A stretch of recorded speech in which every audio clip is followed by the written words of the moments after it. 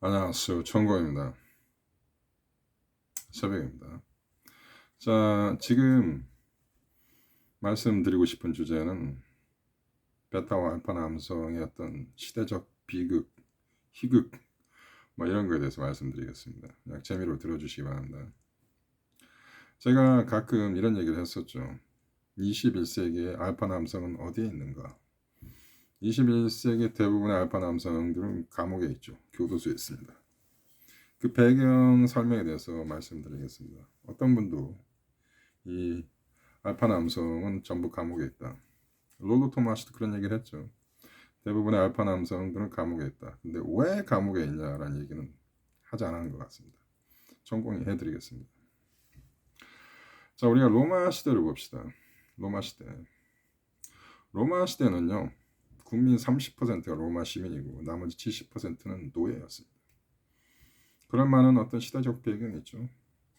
자, 로마 국민 30%는 무엇이냐? 군인들입니다. 로마 시민이 군인인 거야. 자, 군인이라는 것은 무엇을 의미합니까? 폭도 집단이죠. 폭도 집단. 언제든지 폭도를 일으키고 국가를 전복시킬 수 있는 능력 있는 자들이죠. 무력을 장착한 사람 아닙니까? 무예를 장착한 사람. 그래서 로마 정부, 즉 로마의 정부는 이 과도한 이 폭도들을 안정시켜야 하는 그런 어떤 사회적인 책임이 있는 거야. 언제 이놈들이 나라를 전복시키고 이 나라를 혼란스럽게 만들 수 있는 가능성에 대해서 두려움이 있는 거죠. 그래서 그들이 어떤 소셜 엔지니어링이 여기서 나옵니다. 그래서 그들을 안정시킬 수 있는 굉장히 기발한 방법을 만들어내죠. 그러면서 자기네 왕권과 정부를 그들의 어떤 권력을 계속 유지할 수 있는 또 기발한 테크닉을 개발해냅니다. 그게 바로 검투 경기죠. 자, 검투 경기는 여러분 아시는 분이 계실지 모르겠는데 검투 경기는 공짜였습니다. 공짜. 저는 제대로 공부한 사람인데 잘 알고 있습니다. 검투 경기는 공짜였어요. 거의 대부분. 어떤 식으로 이게 제공이 되냐. 왕이나 영주가 국민들한테, 시민들한테 공짜로 제공을 하는 겁니다. 그 검투 경기를 가장 많이 제공했던 황제가 코모도스, 그리고 여러분이 잘 아는 뭐 네로나 뭐 이런 사람들, 그 여러 이제 독재자들, 독재자일수록 이 검투 경기를 공짜로 많이 제공했습니다. 자, 현대 사회에도 이런 독재자들이 존재합니다. 독재자일수록 국민들한테 파퓰리즘 정책을 많이 씁니다. 파퓰리즘 정책을 많이 쓰는 정부는 그 정체성에 대해서 여러분이 좀 의심할 필요가 있습니다. 파퓰리즘이라는 것은 돈 뿌리는 정책이죠. 여기까지만 하겠습니다. 자, 로마 시대는 전형적인 이 파퓰리즘 정책을 했던 나라입니다. 뿌리는 정책이야. 돈을 과도하게 파퓰리즘에 쓰다 보니까 과도한 검투 경기를 제공하고 그 로마 사람들이 잘 먹는 게 멸치입니다. 멸치 젓갈, 엔초비라고 하죠. 피자에 들어가는 거. 로마 사람들 주식이 이 통밀빵과 엔초비입니다. 그래서 멸치를 던진다라는 말을 제가 많이 쓰지 않습니까? 멸치 던진다는 얘기가 여자 꼬신다는 얘기예요. 즉 돈을 부린다는 얘기죠. 속된 얘기로 경제적 자원을 여자한테 던져준다 이런 식으로 여자를 꼬신다는 얘기죠. 그 멸치 던진다의 이 천공이 잘 쓰는 말, 멸치 던진다의 그 어원이 로마 시대에서 나온 겁니다. 자, 그래서 로마 정부는 국민들한테 공짜 빵과 공짜 검투 경기를 계속 제공해야 하기 때문에 파퓰리즘 정책을 과도하게 쓴 거예요. 그래서 로마 경제가 휘청거리고 이러한 경제를 다시 지원하기 위해서 또 캠페인을 나가는 거죠. 전쟁을 나갈 수밖에 없는 거예요. 돈을 벌기 위해서. 그러니까 국토가 너무 확장되잖아요.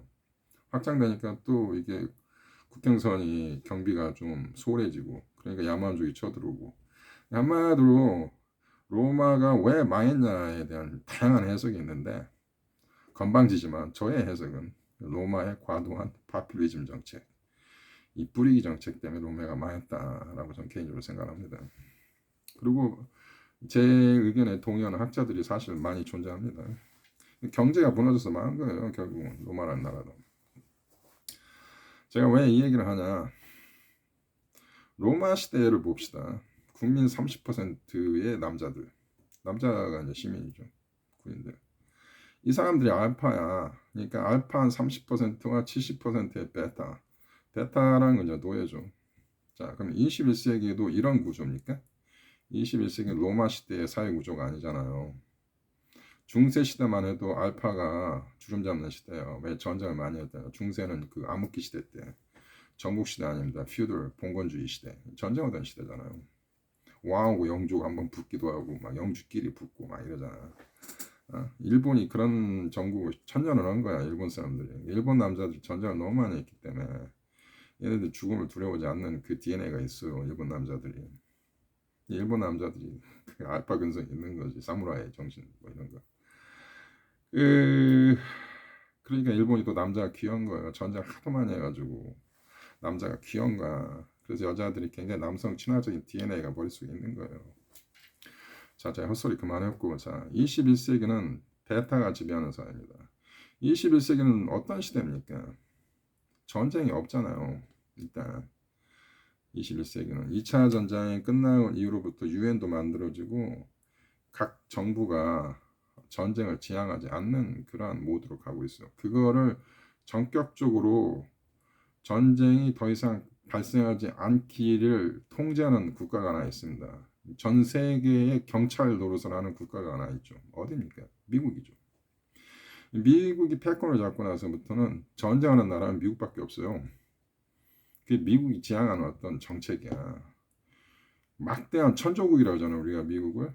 미국이 가지고 있는 천조의 막대한 그 국방 예산을 가지고 그리고 어마어마한 에지 오브 테크놀로지 그 최신 테크놀로지와 어떤 정보력을 가지고 전 세계를 좀 장악하고 있는 거예요. 그래서 달러가 이 기축통화잖아요. 그 미국한테 얼마나 유리한 줄 아십니까? 미국 경제가 좀 약하다 달러 찍어내서 다른 나라 뿌려버리면 되는 거야. 2차 전쟁이 끝나고 포츠담 회담할 때 미국이 원했던 건 그거예요. 달러를 기축통화제로 하자. 그 얘기는 뭐 전 세계 모든 경제 자원은 미국이 관리한다라는 얘기에 살벌한 거예요. 미국이 원하는 게 그거잖아. 되게 전쟁이 끝나면 전리품을 획득하지 않습니까? 패전국과 승전국이 대화를 하잖아요.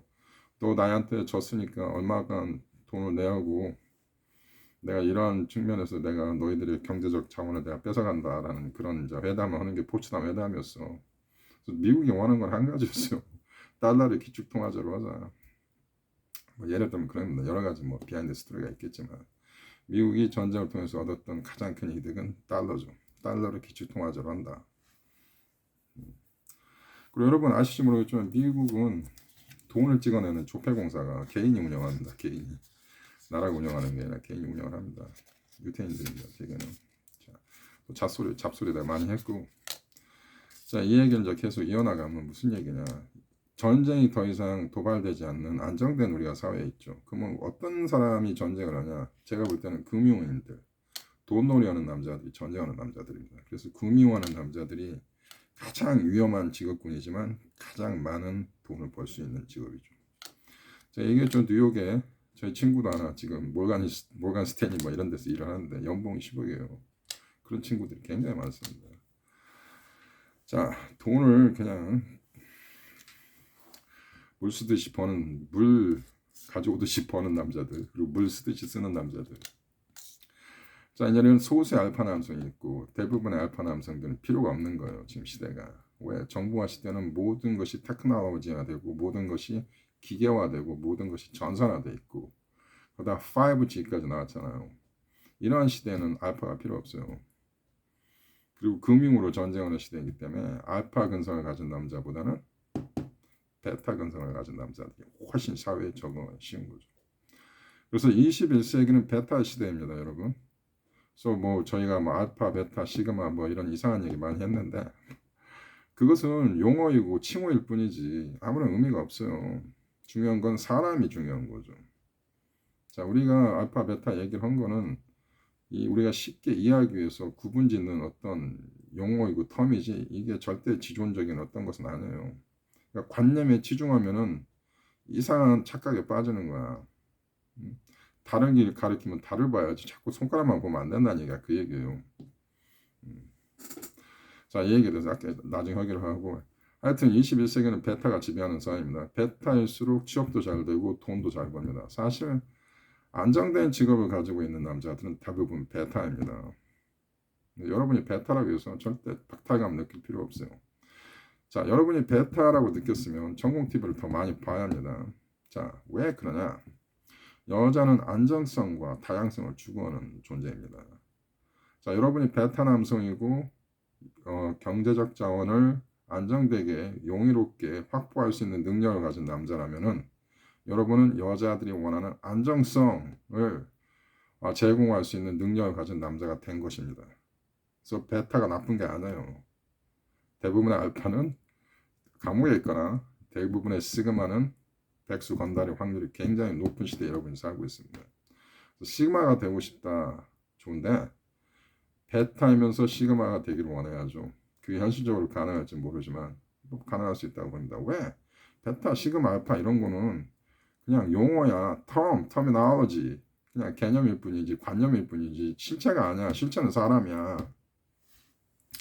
그래서 제 영상을 보면은 어떻게 남성다운 그 매력을 발산할 수 있는지 뭐 이런 얘기를 제가 계속 해오고 있지 않습니까? 그런 걸 보시면서 여러분이 두 가지 양면성을 추구할 수 있다는 얘기죠. 즉 여성한테 안정성을 제공하면서 다양성까지 같이 제공할 수 있는 남자가 되면은 여러분은 그 연애 시장에서 성공할 수 있는 남자가 된다는 얘기죠. 그리고 여러분의 섹슈얼 마켓 밸류, 여러분의 연애 시장의 가치는 올라간다는 얘기죠. 자, 제가 여러분한테 중요한 정보를 드렸기 때문에 제 얘기도 한번 들어주십시오. 자, 시그마라는 것은요, 용어일 뿐입니다. 제가 커뮤니티에도 글을 남겼지만 어떤 이런 남자가 있어요. 자유롭고 독립적이고 창의적인 인생관을 가지고 사는 사람. 그리고 이런 남자는 어떤 사회적인 통념이나 소셜 포지션, 스탠다드, 풍습, 문화 이런 거에 연연하지 않고 과감하게 자기의 어떤 의지를 표출하는 남자입니다. 이러한 자신감, 이게 여성한테 매력을 주는 거예요. 자신감입니다. 남자는. 자신감이라는 얘기를 많이 하지만 전공은 자신감이 무엇이다라고 설명할 수 있는 능력이 있는 사람이에요. 그렇습니다. 저는 이런 것들이 자신감이야. 모든 사람들이 A는 A다라고 B는 B다라는 어떤 자기 자신만의 어떤 사상이 없이 남들이 A는 A라고 하니까 그런가 보다 하고 믿는 그런 어떤 통념적 시대정신에 굴복하는 게 아니라 시그마 남성 이런 거 A는 왜 A일까? 라고 생각하는 남자이죠. 그것은 자기 자신 내면 깊숙이 있는 자기 자신의 영혼의 그 색깔을 자기가 알고 있다는 얘기예요. 나는 이런 남자야. 나는 이런 사람이야 라는 걸 알고 있는 거죠. 응? 그러니까 그 사람 모든 것 처음부터 다시 볼 수 있는 능력이 있는 거예요. 어떻게 시그마가 탄생이 됐는가에 대해서는 천공만의 어떤 주관적인 해석을 다음 영상에서도 제가 말씀드리겠습니다. 자, 오늘 제가 이 얘기만 하나만. 자, 제가 오늘 드린 말씀은 전반부 잘 들었습니다. 여자는 정리를 해드리겠습니다. 여자는 다양성과 안정성을 추구한다. 오케이? 안정성과 다양성을 추구합니다. 그래서 여러분이 베타 남성이라고 해서 기분 나쁠 것 없다. 여러분은 안정성을 추구하는 굉장히 훌륭한 남자입니다. 그럼 여러분이 안정성만 제공하면 이런 일이 발생할 수 있어. 21세기 여성들에게는 수많은 자유가 주어지기 때문에 베타 남성과 결혼하고 다양성을 추구하기 때문에 시그마 남성인 백수 건달과 외도할 수가 있어. 근데 그런 점을 여러분이 보완하기 위해서는 베타 남성이 가지고 있는 경제적 안정성을 확보를 하고 시그마적인 요소를 장착을 해야죠. 시그마가 베타가 될 수 없고 베타가 시그마가 될 수 없다. 이런 얘기하는 사람들은 관념에 빠져 있는 거야. 십선이기질이 있는 거죠.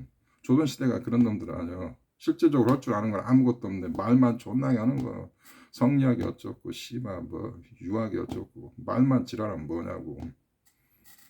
중요한 것은 인간은 무한한 능력이 있습니다. 하여튼 그렇습니다, 여러분. 여기까지 하면 어느 정도 이제 제가 한 얘기를 한 것 같으네요. 감사합니다.